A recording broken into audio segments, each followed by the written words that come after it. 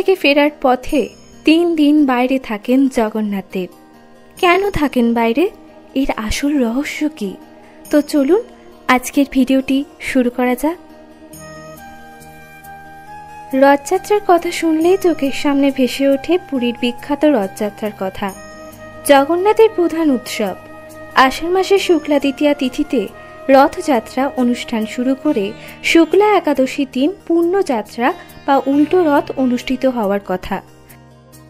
পুরীর জগন্নাথ দেবের রথযাত্রাও প্রতি বছর আষাঢ় মাসের শুক্লা দ্বিতীয়া তিথিতেই অনুষ্ঠিত হয়ে থাকে। পুরাণ মতে প্রায় 2000 বছর পূর্ব থেকেই রথযাত্রা ও উল্টো রথ প্রচলিত হয়। উৎকলখণ্ড এবং দেউলতোলা নামক ওড়িশার প্রাচীন পুঁথিতে জগন্নাথ দেবের রথযাত্রার ইতিহাস প্রসঙ্গে বলা হয়েছে যে এই রথযাত্রার প্রচলন হয়েছিল সত্যযুগে। সেই সময় আজকের ওড়িশার নাম ছিল মালব দেশ।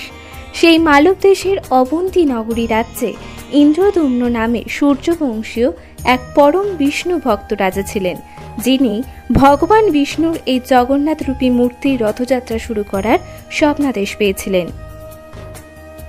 আর এই উল্টো রথের দিনে বাড়ি ফেরেন জগন্নাথ দেব। গুন্ডিচা